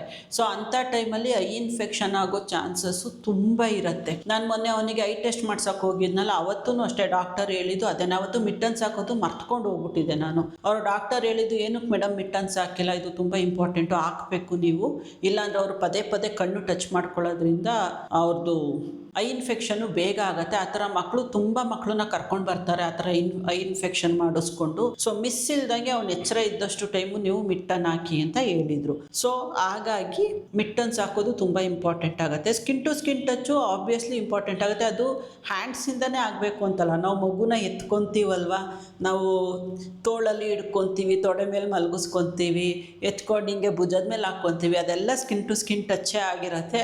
ಸೊ ಹಂಗಾಗಿ ಅದು ತುಂಬ ಇಂಪಾರ್ಟೆಂಟ್ ಆಗುತ್ತೆ. ಆ್ಯಂಡ್ ಇನ್ನೂ ಏನಾದರೂ 3 months ಒಳಗಡೆನ ಬೇಬಿ ಆದರೆ ಕಾಂಗ್ರೂ ಮದರ್ ಟಚ್ ಕೊಡೋದು ತುಂಬ ಇಂಪಾರ್ಟೆಂಟ್ ಆಗುತ್ತೆ. KMC ಅಂತ ಹೇಳ್ತೀವಿ. ಸೊ ಅದನ್ನು ಕೊಡೋದು ಕಾಂಗ್ರೂ ಮದರ್ ಕೇರ್ ಅಂತ. ನಮ್ಮ ಎದೆ ಮೇಲೆ ಹಾಕ್ಕೊಂಡು ಮಗುನ ತಪ್ಕೊಂಡು ಹಿಡ್ಕೊಳ್ಳೋದು, ಮಲ್ಕೊಂಡು ಅಂದರೆ ಸ್ವಲ್ಪ ಸ್ಲ್ಯಾಂಟಾಗಿ ಕೂತ್ಕೊಂಡು ಮಗುನ ನಮ್ಮ ಎದೆ ಮೇಲೆ ಹಾಕ್ಕೊಳ್ಳೋದು, ಸ್ಕಿನ್ ಟು ಸ್ಕಿನ್ ಟಚ್ ಕೊಡೋದು ತುಂಬ ಇಂಪಾರ್ಟೆಂಟ್ ಆಗುತ್ತೆ. ಅದು ಬಾಂಡಿಂಗ್ನ ಕ್ರಿಯೇಟ್ ಮಾಡುತ್ತೆ. ಸೊ ನೆಕ್ಸ್ಟು ನಾನು ಪಿಕ್ ಮಾಡ್ತಾ ಇರೋದು, ಇದು ಕ್ವಶನ್ ಅಲ್ಲ, ಇಟ್ಸ್ ಜಸ್ಟ್ ಆ ಒಪಿನಿಯನ್ನು. ಬುಜ್ಜಿ ಮಾ ಅನ್ನೋರು, ಇವರು ನಮ್ಮ ಆಲ್ಮೋಸ್ಟ್ ಎಲ್ಲ ವಿಡಿಯೋಸ್ಗೂ ಕಮೆಂಟ್ಸ್ ಹಾಕ್ತೀರಾ. ಥ್ಯಾಂಕ್ ಯು ಸೋ ಮಚ್ ನಿಮಗೆ. ಇವ್ರು ಹೇಳ್ತಾ ಇರೋದು, ಹಾಯ್ ಮ್ಯಾಮ್ ಆ್ಯಂಡ್ ಸರ್, ಪಾಪು ಬಂದಮೇಲೆ ತುಂಬ ಚೆನ್ನಾಗಿ ಯೂಟ್ಯೂಬ್ ವ್ಯೂಸ್ ಆ್ಯಂಡ್ ಲೈಕ್ಸ್ ಎಲ್ಲ ಬರ್ತಾ ಇದೆ. ನನ್ನ ಪ್ರಕಾರ ಪಾಪು ಲಕ್ಕಿ ಚಾಮ್ ಇದ್ದಂಗೆ ನಿಮಗೆ ಅಲ್ವಾ. ಈ ನಡುವೆ ಡೈಲಿ ವಿಡಿಯೋಸ್ ಹಾಕ್ತಿದ್ದೀರಾ, ನಾನು ಒಂದು ವಿಡಿಯೋಸ್ನು ಮಿಸ್ ಮಾಡದೆ ನೋಡ್ತಾ ಇದ್ದೀನಿ. ತುಂಬ ಇಂಟ್ರೆಸ್ಟಿಂಗ್ ಇರುತ್ತೆ ವಿಡಿಯೋಸ್ ನೋಡೋದಕ್ಕೆ, ನನಗಂತೂ ತುಂಬ ಖುಷಿ ಆಗುತ್ತೆ. ವಿ ಲವ್ ಯು ಬೋತ್ ಅಂತ ಹಾಕಿದ್ದಾರೆ. Thank you so much. ಪಾಪು ಲಕ್ಕಿ ಚಾಮ ನಮಗೆ ಅಫ್ಕೋರ್ಸ್ ಹೌದು, ಹಾಗಂತ ಯೂಟ್ಯೂಬ್ ವ್ಯೂಸ್ ಚೆನ್ನಾಗಿ ಬರ್ತಾ ಇದೆ, ಇನ್ಸ್ಟಾಗ್ರಾಮ್ ವೈರಲ್ ಆಯಿತು ಅಂತ ಅಲ್ಲ. ಅದಾಗಿಲ್ಲ ಅಂದ್ರೂ ಅವ್ನು ನಮಗೆ ಲಕ್ಕಿ ಚಾಮೆ, ಅವ್ನು ನಮಗೆ ಒಂಥರ ಅದೃಷ್ಟ, ನಮ್ಮದು ಲೈಫ್ ಲೈನ್ ಅವನು ನಮ್ಮಿಬ್ರಿಗೂ ಅಂತಲೇ ಹೇಳ್ಬೋದು. ಇವನಂತಲ್ಲ, ಯಾವುದೇ ತಂದೆ ತಾಯಿಗಾಗಲಿ ಮಕ್ಕಳೇ ಒಂದು ಅದೃಷ್ಟ, ಮಕ್ಕಳು ಆಗೋದೇ ಒಂದು ಭಾಗ್ಯ ಅಲ್ವಾ. ಹಂಗಾಗಿ ಈ ಸರ್ ಲಕ್ಕಿ ಚಾಮ್ ಆ್ಯಂಡ್ ಅವನು ನಮಗೆ ಎಲ್ಲ ಕೂಡ ನಮ್ಮ ಲೈಫಲ್ಲಿ. And thank you so much ನಿಮ್ಮ ಪ್ರೀತಿಗೆ, ಸಪೋರ್ಟಿಗೆ ಬುಜ್ಜಿಯವರೇ. ನೆಕ್ಸ್ಟು ನಾನು ತಗೊತಾ ಇರೋದು, it's a simple 1 line question, but ಇದು ಎಲ್ಲ ನ್ಯೂ ಮದರ್ಗೂ ಆಗೋ ಎಕ್ಸ್ಪೀರಿಯನ್ಸೇ. ಸರಸ್ವತಿಯವ್ರು ಹೇಳಿರೋದು, ನೈಸ್ ಲಾಗ್ ಸಿಸ್ಟರ್, ಏನು ನೈಟ್ ಶಿಫ್ಟ್ ಮಾಡಿಸ್ತಿದ್ದಾನ ನಿಮ್ಮ ಲಿಟಲ್ ಹೀರೋ ಅಂತ. ಯಾಕೆ ಕೇಳ್ತೀರಾ ಅದ್ರ ಬಗ್ಗೆ? ನನಗೆ ಅವನು ಆಲ್ಟರ್ನೇಟಿವ್ ಡೇ ಫಿಕ್ಸ್ ಮಾಡ್ಕೊಬಿಟ್ಟಿದ್ದಾನೆ. ಒಂದು ನೈಟ್ ನಿದ್ದೆ ಮಾಡಿದ್ರೆ ಅದ್ರ ನೆಕ್ಸ್ಟ್ ಡೇ ನೈಟ್ ಒಂದು 10:30ಗೆ ಎದ್ರೆ ಮಾರ್ನಿಂಗ್ 4 ತನಕ ಆಟ ಆಡ್ತಾ ಇರ್ತಾನೆ. ಅಳೋದಿಲ್ಲ ಅವನು. ಏನಪ್ಪ ಅಂದರೆ ಅವನ್ನ ತೊಟ್ಲಿಗೆ ಹಾಕಂಗಿಲ್ಲ, ಕೆಳಗಡೆ ಬೆಡ್ ಮೇಲೆ ಹಾಕಿ ಮಲಗಿಸೋ ಆಗಿಲ್ಲ. ಅವನು ಎಚ್ಚರ ಇದ್ದಷ್ಟು ಅವನ್ನ ನಾವು ಸ್ವಲ್ಪ ಕೈಯಲ್ಲಿ ಹಿಡ್ಕೊಂಡು ಮಾತಾಡಿಸ್ಕೊಂಡು ಎಂಗೇಜ್ ಮಾಡಬೇಕು, ಅದನ್ನು ಎಕ್ಸ್ಪೆಕ್ಟ್ ಮಾಡ್ತಾನೆ. ಇಲ್ಲ ಅಂದರೆ ಆಟಾಡ್ತಾನೆ, ಕೆಳಗಡೆನೂ ತೊಟ್ಲಲ್ಲಿ ಬೆಡ್ ಮೇಲೂ ಆಟಾಡ್ತಾನೆ. ಮ್ಯಾಕ್ಸಿಮಮ್ ಒಂದು 15 to 20 minutes ಆಟಾಡ್ತಾನೆ ಅಷ್ಟೇ. ಅದಾದಮೇಲೆ ಅವನಿಗೆ ಬೋರ್ ಸ್ಟಾರ್ಟ್ ಆಗಿಬಿಡುತ್ತೆ. ಆ ಬೋರ್ ಆದಾಗ ನಾವು ಅವನನ್ನು ಬೇರೆ ರೀತಿ ಎಂಗೇಜಿಂಗ್ ಆಗಿ ಇಡಬೇಕಾಗತ್ತೆ. ಬಟ್ ಅದೇ ನಾನು ಹೇಳ್ದಂಗೆ, ಒಂದಿನ ನಿದ್ದೆ ಮಾಡಿದ್ರೆ ಇನ್ನೊಂದು ದಿನ ನೈಟ್ ಶಿಫ್ಟ್ ಮಾಡಿಸ್ತಾನೆ. ನನಗೆ ಎಂಜಾಯ್ ಮಾಡ್ತಾ ಇದ್ದೀನಿ. ನನಗೆ ಆಫೀಸಲ್ಲೂ ನೈಟ್ ಶಿಫ್ಟ್ಗಳು ಮಾಡಿ ಅಭ್ಯಾಸ ಇರೋದ್ರಿಂದ I am enjoying it. So ಇನ್ನೊಂದು ಕ್ವಶನ್ನು, ಮನದ ಕಡಲು ಅನ್ನೋರು ಕೇಳಿರೋರು. ಇದು ಕೇಳೋದಕ್ಕೆ ಸಿಂಪಲ್ ಅನ್ಸುತ್ತೆ, ಚಿಕ್ಕದು ಅನ್ಸುತ್ತೆ ಕ್ವಶನು, ಬಟ್ ಕಾಂಪ್ಲಿಕೇಟೆಡ್ ಕ್ವಶನ್ನೇ ಇದು. ಮ್ಯಾಮ್, ಡಿಪ್ರೆಷನಿಂದ ಹೊರಗೆ ಬರೋದು ಹೇಗೆ? ಸೊ ಡಿಪ್ರೆಷನಿಂದ ಹೊರಗೆ ಬರೋದು ಹೇಗೆ, ಇದಕ್ಕೆ ಯಾರೂ ನಾವು ಸ್ಕ್ರಿಪ್ಟ್ ಮಾಡೋಕ್ಕಾಗಲ್ಲ. ಅದು ಇಂಡಿವಿಜುವಲ್ಗಳ ಮೇಲೆ ಹೋಗುತ್ತೆ. ಅವರು ಎಷ್ಟು ಸ್ಟ್ರಾಂಗ್ ಇದ್ದಾರೆ ಮೆಂಟಲಿ, ಮತ್ತು ಅವರು ಯಾವ ರೀಸನಿಗೆ ಡಿಪ್ರೆಷನ್ ಹೋಗಿದ್ದಾರೆ ಅನ್ನೋದು ಎಲ್ಲ ಮ್ಯಾಟರ್ ಆಗುತ್ತೆ. ಸೊ ಹೇಗೆ ಬರೋದು ಅಂತಂದರೆ, ಯಾರೋ ಒಬ್ಬರು ನಾವು ಕೂತ್ಕೊಂಡು ಹೇಳಿದ ತಕ್ಷಣ ಅದು ಆಗ್ದಲೇ ಇರೋ ಕೆಲಸ. ಸಿಂಪಲ್ ಆಗಿ ಆನ್ಸರ್ ಮಾಡಬೇಕು ಅಂದರೆ ನಮ್ಮನ್ನ ನಾವು ಸ್ಟ್ರಾಂಗ್ ಆಗಿ ಇಟ್ಕೋಬೇಕು. ಡಿಪ್ರೆಷನ್ಗೆ ಹೋಗೋದಕ್ಕೆ ಬಿಡಬಾರ್ದು. ಕಷ್ಟ ಅನ್ನೋದು ಎಲ್ರಿಗೂ ಬರುತ್ತೆ. ಅದು ಯಾವುದೇ ಕಷ್ಟ ಆಗಲಿ, ಪರ್ಟಿಕ್ಯುಲರ್ ಆಗಿ ಈ ಥರದ್ದೇ ಅಂತಲೇ ಹೇಳೋದಕ್ಕಾಗಲ್ಲ. ನೀವು ಜಸ್ಟ್ ಡಿಪ್ರೆಷನ್ ಅಂತ ಮೆನ್ಷನ್ ಮಾಡಿರೋದ್ರಿಂದ ನಾನು ಹೇಳ್ತಾ ಇರೋದು, ಡಿಪ್ರೆಷನ್ಗೆ ಹೋಗೋದಕ್ಕೆ ಬೇಜಾನ್ ರೀಸನ್ಗಳಿರುತ್ತೆ ಅಲ್ಲ, ನಮ್ಮದೇ ಪ್ರಿಯಾರಿಟಿ ಪ್ರಾಬ್ಲಮ್ಗಳಿರುತ್ತೆ. ಸೊ ನಾವು ಯಾವ ಪ್ರಾಬ್ಲಮಿಗೆ, ಯಾವ ವಿಷಯಕ್ಕೆ ಪ್ರಿಯಾರಿಟಿ ಕೊಡ್ತಾ ಇದ್ದೀವಿ ಅನ್ನೋದು ಮ್ಯಾಟರ್ ಆಗುತ್ತೆ. ಒಂದು ತಿಳ್ಕೊಳ್ಳಿ, ನೀವು ಯಾವುದೇ ದಿನದ ನ್ಯೂಸ್ ಪೇಪರ್ ತೆಗೆದ್ರೂ ಹೆಡ್ಲೈನ್ಸಲ್ಲಿ ಏನಿರುತ್ತೆ ಹೇಳಿ, ಅದಾಗೋಯ್ತಂತೆ, ಇಲ್ಲಿ ಇದಾಗೋಯ್ತಂತೆ ಅಂತ ಇರುತ್ತೆ. ಎಕ್ಸಾಂಪಲ್, ಈಗ ಸಿಂಪಲ್ ಆಗಿ ಹೇಳ್ಬೇಕು ಅಂದರೆ, ಈಗ ನಮ್ಮ ರೋಡಲ್ಲಿ ಯಾವುದೋ ಒಂದು ಆಕ್ಸಿಡೆಂಟ್ ಆಗಿರುತ್ತೆ, ಅದಕ್ಕಿಂತ ಮೇಜರ್ ವಿಚಾರ ಇನ್ಯಾವುದೂ ಆಗಿರಲ್ಲ ಅಂದ್ಕೊಳ್ಳಿ ಸೊಸೈಟಿಯಲ್ಲಿ. ಆವಾಗ ನ್ಯೂಸ್ ಪೇಪರ್ ಅವ್ರಿಗೆ ಮೇಯ್ನ್ ಹೆಡ್ಲೈನು ಇದೇ ಆಗಿರುತ್ತೆ. ಇದನ್ನು ಬಿಟ್ಬಿಟ್ಟು ಇನ್ನೊಂದು ಕಡೆ ಇನ್ನೇನೋ ಬೇರೆ ದೊಡ್ಡ ವಿಚಾರ ಆಗಿತ್ತು ಅಂದ್ಕೊಳ್ಳಿ, ಇದನ್ನು ಆವಾಗ ಅವರು ಅಡಿಷ್ನಲ್ ಶೀಟಿಗೆ ಹಾಕ್ಬಿಡ್ತಾರೆ, ಆ ವಿಚಾರನ ಹೆಡ್ಲೈನ್ ಮಾಡ್ತಾರೆ. ಅಷ್ಟೇ ನಮ್ಮ ಲೈಫುನು. ನಾವು ಯಾವ ವಿಚಾರಕ್ಕೆ ಎಷ್ಟು ಪ್ರಿಯಾರಿಟಿ ಕೊಡ್ತೀವಿ ಅನ್ನೋದು ತುಂಬ ಮ್ಯಾಟರ್ ಆಗುತ್ತೆ. ಏನೇ ಪ್ರಾಬ್ಲಮ್ ಬಂದ್ರೂ ಸ್ಟ್ರಾಂಗ್ ಆಗಿ ಫೇಸ್ ಮಾಡಬೇಕಾಗತ್ತೆ. ಅದ್ರ ಬಗ್ಗೆನೇ ಯೋಚನೆ ಮಾಡೋದು ಬಿಟ್ಬಿಟ್ಟು ಬೇರೆ ಕೆಲಸಗಳಲ್ಲಿ ಇನ್ವಾಲ್ವ್ ಆಗಬೇಕಾಗತ್ತೆ. ಅದಕ್ಕಿಂತ ಬೇರೆ ಕೆಲಸಗಳು ಸಣ್ಣ ಕೆಲಸ ಆಗಿದ್ರೂ ಇಂಪಾರ್ಟೆಂಟ್ ಆಗಿರುತ್ತೆ, ಬಟ್ ಅದನ್ನ ನಾವು ಕನ್ಸಿಡರೇ ಮಾಡಿರಲ್ಲ. ಸೊ ಅವುಗಳನ್ನ ಕನ್ಸಿಡರ್ ಮಾಡ್ಕೊಂಡು ನಾವು ಆ ಕಡೆ ನಾವು ನಮ್ಮ ಮನಸ್ಸನ್ನ ಮೈಂಡನ್ನ ಡೈವರ್ಟ್ ಮಾಡ್ಕೊಂಡಾಗ ಆ ಡಿಪ್ರೆಷನ್ ಅನ್ನೋ ಪದದಿಂದ ಒಂದು ಸ್ವಲ್ಪ ಹೊರಗಡೆ ಇರ್ಬೋದು. ನೀವು ಫ್ರ್ಯಾಂಕ್ಲಿ ನನ್ನ ಕೇಳೋದಾದ್ರೆ ನಾನು ಸ್ವಲ್ಪ ಸ್ಟ್ರಾಂಗು. ನಾನು ಆವಾಗಲೇ ಹಿಂದಿನ ಕ್ವಶನಲ್ಲಿ ಒಂದು ಹತ್ರ ಹೇಳಿದೆ ಅಲ್ವಾ, ನಾನು ಯಾವುದೇ ವಿಚಾರನ ತುಂಬ ಕ್ಯಾರಿ ಮಾಡಲ್ಲ. ಅದು ತುಂಬ ಖುಷಿ ವಿಚಾರ ಆಗಿರಲಿ, ಬೇಜಾರಾಗಿರೋ ವಿಚಾರ ಆಗಿರಲಿ, ಅದ್ರ ಜೊತೆನೆ ತುಂಬ ಕ್ಯಾರಿ ಆಗಲ್ಲ. ನಾನು ಅಲ್ಲಲ್ಲಿಗೆ ಅದನ್ನು ಎಂಜಾಯ್ ಮಾಡ್ತೀನಿ, ಅಲ್ಲಲ್ಲಿಗೆ ಮರ್ತ್ಬಿಟ್ಟು ಬಿಟ್ಬಿಟ್ಟು ಬೇರೆ ಕೆಲಸಗಳಲ್ಲಿ ಇನ್ವಾಲ್ವ್ ಆಗ್ತಾ ಇರ್ತೀನಿ. ನಾನು ಅಂದರೆ ಫೋರ್ಸ್ಫುಲಿ ಇನ್ವಾಲ್ವ್ ಮಾಡ್ಕೊತಾ ಇರಲ್ಲ. ನನಗೆ ಡೇ ಟು ಡೇ ಕೆಲಸಗಳೇನಿರುತ್ತೆ, ನನ್ನ ಆಫೀಸ್ ಕೆಲಸ ಆಗಿರ್ಬೋದು, ಪರ್ಸ್ನಲ್ ಕೆಲಸಗಳಾಗಿರ್ಬೋದು, ಅವುಗಳನ್ನ ನಾನು ಕಂಪ್ಲೀಟ್ ಮಾಡ್ಕೊಳ್ಳೋ ಕಡೆಗೆ ಜಾಸ್ತಿ ಗಮನ ಕೊಡ್ತೀನಿ. ಈ ಲಾಂಗ್ ಟರ್ಮಲ್ಲಿ ಯಾವ ಪ್ರಾಬ್ಲಮ್ಗಳಿರತ್ತಲ್ಲ ಬಿಟ್ಬಿಡ್ತೀನಿ ಟೈಮಿಗೆ, ಅವ್ರ ಪಾಡಿಗೆ ಅವು ಸರಿ ಹೋಗ್ತವೆ. ಅದ್ರ ತಕ್ಕಂಗೆ ನಮ್ಮ ಕಡೆಯಿಂದ ಏನು ಎಫರ್ಟ್ ಹಾಕಬೇಕು ಅದನ್ನು ಸರಿ ಮಾಡ್ಕೊಳ್ಳೋಕ್ಕೆ ಅದನ್ನು ಹಾಕ್ತಾ ಇರೋದು. ನಮ್ಮ ಎಫರ್ಟ್ ನಾವು ಹಾಕೋದು, ಅದ್ರ ಪಾಡಿಗೆ ಅದನ್ನು ಬಿಡೋದು, ತಂತಾನೆ ಸರಿ ಹೋಗುತ್ತೆ. ಡಿಪ್ರೆಷನ್ ಅನ್ನೋದು ನಮ್ಮ ಕೈಯಲ್ಲಿರುತ್ತೆ. ನಮ್ಮ ಮನಸ್ಥಿತಿನ ನಾವು ಹೇಗೆ ಹ್ಯಾಂಡಲ್ ಮಾಡ್ತೀವಿ ಅದ್ರ ಮೇಲೆ ಹೋಗುತ್ತೆ. ಇನ್ನೊಬ್ರು ಕೂತ್ಕೊಂಡು ಹೇಳೋದ್ರಿಂದ ಅದು ಸರಿ ಹೋಗಲ್ಲ. ಸೊ ನಮ್ಮನ್ನ ನಾವು ಹ್ಯಾಂಡಲ್ ಮಾಡಬೇಕಾಗತ್ತೆ. ನಮ್ಮ ಮನಸ್ಸು ನಮ್ಮ ಕಂಟ್ರೋಲಲ್ಲಿದ್ದಾಗ ಯಾವುದೇ ರೀತಿ ಡಿಪ್ರೆಷನ್ ಅನ್ನೋದು ಆಗಲ್ಲ, ನೀವು ನನ್ನನ್ನು ಕೇಳೋದಾದರೆ. ಸೊ ನೆಕ್ಸ್ಟ್ ಕ್ವಶನು ಅಗೈನ್ ಇದು ತೀರಾ ಪರ್ಸ್ನಲ್ ಕ್ವಶನು. ಸುಮಾರು ಜನ, ಒಂದು 4-5 ಜನ ರಿಪೀಟೆಡ್ ಆಗಿ ಕೇಳ್ತಾನೆ ಇದ್ದೀರಾ. ಆ್ಯಂಡು ಇನ್ನೂ ಒಬ್ಬರು ಅಂತೂ ಬೇಜಾರೇ ಮಾಡ್ಕೊಬಿಟ್ರು, ಮೇಡಮ್ ನಾನು ಅಷ್ಟು ಸರಿ ಕೇಳಿದ್ರು ನೀವೇನಕ್ಕೆ ಇದಕ್ಕೆ ಆನ್ಸರೇ ಮಾಡ್ತಾ ಇಲ್ಲ ಅಂತ. ಕ್ವಶನ್ ಬಂದು, ಸಿಸ್ಟರ್ ನಿಮ್ಮ ಸಿಸ್ಟರ್ಗೆ ಮ್ಯಾರೇಜ್ ಆಗಿದೆಯಾ ಇಲ್ವಾ ಇವಾಗ ಅಂತ ಕೇಳ್ತಾ ಇದ್ದಾರೆ. ಸೊ ನನ್ನ ಸಿಸ್ಟರ್ಗೆ ಮ್ಯಾರೇಜ್ ಆಗಿದೆಯಾ ಇಲ್ವಾ ಆ್ಯಂಡ್ ಅವ್ರ ಬಗ್ಗೆ ಯಾವುದೇ ರೀತಿ ಪರ್ಸ್ನಲ್ ಕ್ವಶನ್ ಕೇಳಿದ್ರು ನಾನು ಆನ್ಸರ್ ಮಾಡೋದಕ್ಕೆ ನನಗೆ ಸ್ವಲ್ಪ ಕಷ್ಟನೇ ಆಗುತ್ತೆ. ನನ್ನ ಅಕ್ಕ ಅಂತಲೇ ಅಲ್ಲ, ನನ್ನ ಫ್ಯಾಮಿಲಿಯಲ್ಲಿ ಯಾರದೇ ಬಗ್ಗೆ ಅವ್ರ ತೀರಾ ಪರ್ಸ್ನಲ್ ವಿಷಯಗಳನ್ನ ನೀವು ಕ್ವಶನ್ ಮಾಡಿದಾಗ ನಾನು ಆನ್ಸರ್ ಮಾಡೋದಕ್ಕೆ ಬರಲ್ಲ ವಿತೌಟ್ ದೇರ್ ಪರ್ಮಿಷನ್ನು. ಆ್ಯಂಡ್ ಹೋಗ್ಬಿಟ್ಟು ನಾನು ಅವ್ರನ್ನ ಪರ್ಮಿಷನ್ನು ಕೇಳೋಕ್ಕಾಗಲ್ಲ. ನಿನ್ನ ಬಗ್ಗೆ ಈ ಥರ ಕ್ವಶನ್ ಕೇಳ್ತಿದ್ದಾರೆ, ನಾನು ಆನ್ಸರ್ ಮಾಡಲಾ ಬೇಡವಾ ಅಂತ. ನನ್ನ ಬಗ್ಗೆ ಕೇಳಿ, ಮನು ಬಗ್ಗೆ ಕೇಳಿ. ಫಾರ್ ಎಕ್ಸಾಂಪಲ್ ಈಗ ಹಿಂದಿನ ಕ್ವಶನ್ ನಾನೇ ಹೇಳಿದೆ, ಸುಮಾರು ಜನ ನಿಮ್ಮ ಏಜ್ ಎಷ್ಟು ಅಂತ ಕೇಳ್ತಿದ್ದಾರೆ. ಅದು ತೀರಾ ನನ್ನ ಪರ್ಸ್ನಲ್ ಕ್ವಶನ್ ಅಂದಾಗ ನಾನು ಸ್ಕಿಪ್ ಮಾಡಿ ಮುಂದೆ ಹೋಗ್ತಾ ಇದ್ದೀನಿ ಅಂದಾಗ, ಇನ್ನು ನೀವು ನನ್ನ ಅಕ್ಕಂದಿರ ಬಗ್ಗೆ, ನನ್ನ ಅಣ್ಣನ ಬಗ್ಗೆ, ಇಲ್ಲ ನಮ್ಮ ಅಪ್ಪ ಅಮ್ಮನ ಬಗ್ಗೆ ಅವ್ರ ಪರ್ಸ್ನಲ್ ಕ್ವಶನ್ ಕೇಳಿದಾಗ ಆನ್ಸರ್ ಮಾಡೋದಕ್ಕೆ ನನಗೆ ಸ್ಪೇಸ್ ಇರಲ್ಲ ಅಲ್ಲಿ. ಸೊ ಹಂಗಾಗಿ ನಾನು ಆ ಕ್ವಶನ್ಸ್ನ ಟಚ್ ಮಾಡ್ತಾ ಇಲ್ಲ, ಮುಂದಕ್ಕೆ ಹೋಗ್ತಾ ಇದ್ದೀನಿ ಅಷ್ಟೇ. ಆ್ಯಂಡ್ ನಿಮಗೆ ನೋಡಿದ್ರೆ ಗೊತ್ತಾಗತ್ತೆ ಅಲ್ಲೇನು ಕ್ವಶನ್ ಕೇಳೋ ನೆಸೆಸಿಟಿನೇ ಇರಲ್ಲ. ನಿಮಗೇನೆ ಅವ್ರನ್ನ ನೋಡಿದ್ರೆ ಒಂದು ಸಣ್ಣದಾಗಿ ಕ್ಲೂ ಸಿಗ್ಬೋದೇನೋ, ನೋಡಿ ಅರ್ಥ ಮಾಡ್ಕೊಳ್ಳಿ ಅಷ್ಟೇನೆ. ಕ್ವಶನ್ಸ್ ಕೇಳಕ್ಕೆ ಹೋಗ್ಬೇಡಿ ಅವ್ರ ಪರ್ಸ್ನಲ್ ಎಲ್ಲ. ಅವ್ರು ನನ್ನ ಅಕ್ಕನೇ ಇರ್ಬೋದು, ನಾವು ಎಷ್ಟೇ ಕ್ಲೋಸ್ ಇರ್ಬೋದು, ನಾನು ಅವಳ ತಂಗಿನೇ ಇರ್ಬೋದು, ಬಟ್ ಎಂಥವರೇ ಇಲ್ಲಿಗೆ ಅಕ್ಕ ತಂಗಿದಿರು ಬಿಡಿ, ಈಗ ನನ್ನ ಮನು ಮಧ್ಯೆನೇ ಒಂದು ಪರ್ಸ್ನಲ್ ಸ್ಪೇಸ್ ಅನ್ನೋದು ಇದ್ದೇ ಇರುತ್ತೆ ಖಂಡಿತ ಯಾವಾಗೂ. ಅದು ಪ್ರತಿಯೊಬ್ಬರು ಇಂಡಿವಿಜುವಲ್ ಮಧ್ಯೆನೂ ಇರಲೇಬೇಕಾಗತ್ತೆ ಪರ್ಸ್ನಲ್ ಸ್ಪೇಸು. ಆ ಪರ್ಸ್ನಲ್ ಸ್ಪೇಸ್ನ ನಾವು ಟಚ್ ಮಾಡಬಾರ್ದಲ್ವಾ, ಹಾಗಾಗಿ ಆ್ಯಂಡ್ ಸಾರಿ. ಆ್ಯಂಡ್ ಅದೇ ಕ್ವಶನ್ ಜೊತೆಗೆ ಇನ್ನೊಂದು ಕ್ವಶನ್ ಅವರು ಆ್ಯಡ್ ಮಾಡಿದರು, ಸಿಸ್ಟರ್ ಈಗ ಬೇಬಿಗೆ ಎಷ್ಟು ಮಂತ್ ಆಗಿದೆ ಅಂತ. ಇವಾಗ ಅವನು 1.5 month ಬೇಬಿ ಇದ್ದಾನೆ. ಆ್ಯಂಡ್ ನೆಕ್ಸ್ಟು ಇದು ಕ್ವಶನ್ ಎಲ್ಲ ರಿಕ್ವೆಸ್ಟ್ ಆಗಿರುತ್ತೆ. ರಿಕ್ವೆಸ್ಟ್ ಜೊತೆಗೆ ಒಂದು ಕ್ವಶನ್ ಕೂಡ ಇದೆ. ಹಾಯ್ ಸಿಸ್ಟರ್, ನಿಮ್ಮ ಹೋಮ್ ಟೂರ್ ಮಾಡಿ ತವರು ಮನೆದು ಆ್ಯಂಡ್ ಎಷ್ಟು ಜನ ಮಕ್ಕಳು ನೀವು ಅಮ್ಮಂಗೆ ಅಂತ ಶ್ರದ್ಧಾ ಜೈನ್ ಕೇಳ್ತಾ ಇರೋದು. ನೀವು ಎಷ್ಟು ಜನ ಮಕ್ಕಳು, ನಾವು ಎಷ್ಟು ಜನ ಮಕ್ಕಳು ಅಂತ ಕೇಳಿದರೆ ನಾವು 4 ಜನ. ಫಸ್ಟು ನಮ್ಮ ಅಣ್ಣ ಇದ್ದಾರೆ, ಅಣ್ಣ ಆದಮೇಲೆ ನಾವು 3 ಜನ ಹೆಣ್ಣು ಮಕ್ಕಳು, ಬೃಂದಕ್ಕ, ಭವ್ಯಕ್ಕ, ನಾನು ಕೊನೆ ಮಗಳು ನಮ್ಮ ಅಪ್ಪ ಅಮ್ಮಂಗೆ, ನಮ್ಮ ಅಣ್ಣ ಉಮಾಶಂಕರು. ಸೊ ನಾವು 4 ಜನ ಮಕ್ಕಳು ನಮ್ಮ ಅಪ್ಪ ಅಮ್ಮಂಗೆ. ಆ್ಯಂಡ್ ಹೋಮ್ ಟೂರ್ ಮಾಡಿ ಅಂತ ಕೇಳಿದ್ದೀರಾ. ಹೋಮ್ ಟೂರು ಆಲ್ಮೋಸ್ಟ್ ಮನೆ ಒಳಗಡೆ ಓಡಾಡಿಕೊಂಡೆ ನಾನು ವಿಡಿಯೋ ಮಾಡ್ತಾ ಇರ್ತೀನಿ. ಅದು ಜಸ್ಟ್ ಒಂದು 2 BHK ಮನೆ ನಮ್ಮದು ಅಷ್ಟೇ. ಹಂಗಾಗಿ ಸ್ಪೆಷಲ್ ಆಗಿ ಅದನ್ನು ಹೋಮ್ ಟೂರ್ ಅಂತ ಮಾಡಿ ತೋರ್ಸೋ ಅಂಥದ್ದು ಏನೂ ಇಲ್ಲ ಅಂತ ಅನ್ಕೊತೀನಿ. ಸೊ ನೀಟಾಗಿ ಅಲ್ಲಲ್ಲೇ ಕಾಣಿಸ್ಬಿಡ್ತಾ ಇರತ್ತಲ್ವ ನಿಮಗೆ ನಮ್ಮ ಮನೆ. ಆ್ಯಂಡ್ ಈಗ ನಾವು ಬಾಣಂತಿ ಇರೋದ್ರಿಂದ ಮನೆಯಲ್ಲಿ ನಾವು ಅಮ್ಮಂಗೆ ತುಂಬ ಅರೇಂಜ್ ಎಲ್ಲ ಮಾಡಿನೂ ಇಟ್ಕೊಳ್ಳೋದಕ್ಕೆ ಆಗ್ತಾ ಇಲ್ಲ. ಎಲ್ಲ ಸ್ವಲ್ಪ ಮೆಸ್ಸಿ, ಅಲ್ಲಿ ಇಲ್ಲಿ ಮೆಸ್ಸಿಯಾಗೇ ಇರುತ್ತೆ. ಯಾಕೆಂದರೆ ಗೆಸ್ಟ್ಗಳು ಬರ್ತಾ ಇರ್ತಾರೆ, ಹೋಗ್ತಾ ಇರ್ತಾರೆ, ತುಂಬ ಹೆವಿ ಕೆಲಸ ಇರುತ್ತೆ ನಮ್ಮ ಅಮ್ಮಂಗೆ ಇವಾಗ. ಸೊ ಹಂಗಾಗಿ ಸೊ ಕ್ಲೀನಿಂಗ್ ಕಡೆಗೆ ಅಷ್ಟು ಗಮನ ಕೊಡೋಕ್ಕಾಗಲ್ಲ. ಅವಾಗ ಯಾವಾಗ ಗ್ಯಾಪಲ್ಲಿ ಟೈಮ್ ಸಿಗ್ತಾ ಇರುತ್ತೆ ಆವಾಗ ಮಾಡ್ಕೊತಾ ಇರ್ತಾರೆ. ಇನ್ನು ಹೋಮ್ ಟೂರ್ ಮಾಡಿ ತೋರ್ಸೋ ಅಂಥದ್ದೆಲ್ಲ ಏನಿಲ್ಲ ಅನ್ಕೊತೀನಿ.